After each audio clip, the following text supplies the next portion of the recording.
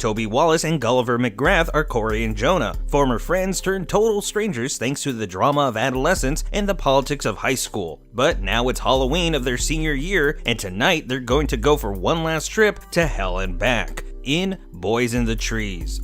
Greetings, Cinemaniacs, I'm Cinematico Magnifico of AmoralCrackpot.com, and welcome to the Nightly Chill.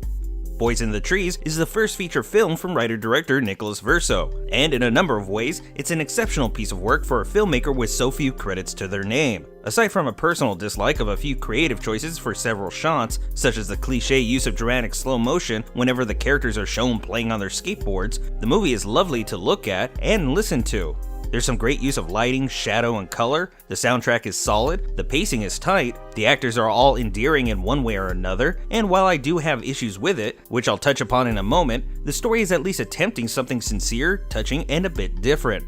That said, this is where the inevitable big but comes in. The movie does indeed look good and sound good. The actors absolutely put on their best in every scene, but the story is executed poorly and the dialogue is utter drivel, rendering all efforts pointless because the movie is a dull mess that's also a chore to sit through. In fact, I'm not sure which is done worse, the dialogue or the actual story. The plot itself is fine and simple enough. This is a movie about two former friends sharing one last night together before they likely part ways forever after graduation. The two cross paths, Corey is unnecessarily cruel to the quiet, more reserved Jonah in an effort to fit in with the cool kids, the two have a small fight that night, Corey feels bad, and then the two slowly mend their relationship as the night continues. There's even a little mystery and fantasy thrown in to spice things up, little things in the shadows that become more and more clear as things progress, strange people and things that drift in and out of the film. Is this a dream? Are the boys imagining certain things, or is the weirdness all happening in the really real world? This is all fine and good until someone opens their mouth and says something unbelievably stupid.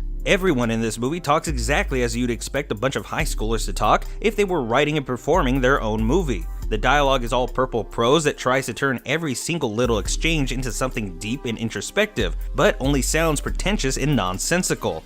For as good as the actors are in embodying the characters they're playing, be it Wallace as the conflicted, wishful Corey, McGrath as the strange but charming Jonah, or even Justin Hallborough as the troubled bully Django. For as good as the actors themselves are, there's simply no way for them to deliver their lines without sounding like they haven't a clue what they're doing. And this isn't helped any by Verso's inability to direct his actors. There are moments where the actors are clearly given more freedom to play with their material, where they sound and act and feel like real people with complex emotions who speak in a normal inflection and diction. But the majority of it is two people wrestling with their stiff, robotic, pseudo-Shakespearean monologuing. It's all uncomfortable at best and unwatchable at its worst. It's far too consistent to be anything but a creative choice on Verso's part, too compatible with the actual unfortunate words everyone has to recite. And as you struggle to make heads or tails of the wordy nothingness the characters are saying, you'll likely also struggle with piecing together exactly what's happening on screen at any given moment. The most obvious issue is that the movie goes on a number of little detours, stopping everything between Corey and Jonah to go on some tangent with a wholly unnecessary character and plot thread. There are just so many pointless little storylines that get way too much screen time, such as Corey's post-high school ambitions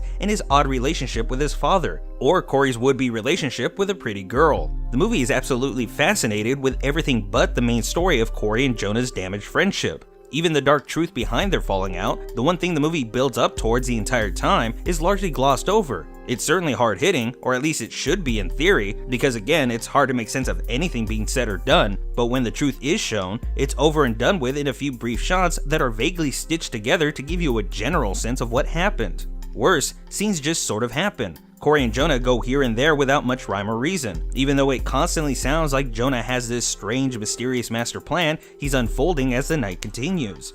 Again, the plot is very straightforward, but the story that ties it all together makes very little sense, and the actors are all talented and do their best with the material given to them, but everything they say sounds idiotic. There's certainly an aura about the movie, a certain mystique and style to Boys in the Trees that might make it appealing to a select few. The concept definitely should resonate with fans of movies like Mean Creeks, Stand By Me, or even Stephen King's It. This is ultimately a movie about some troubled youths who must overcome their fears and personal demons to make things right with the world and themselves. In short, this is a dark little coming-of-age story. And it's because of that beautiful core of a movie, hidden deep in the steaming mess that's the rest of it, that has me wanting to not only like Boys in the Trees, but to love it. But it's simply not enough. The acting isn't good enough to overcome the bad dialogue. The great visuals and tight pacing can't make up for a movie that just sort of takes its time to go nowhere in particular. And while I'm very eager to see what Verso has to offer up as a director with future projects, I have no interest at the moment in anything he might have had a hand in writing. Unless you're looking to be bored or frustrated or confused about as often as you will be intrigued in loving it all, Boys in the Trees is a no chill.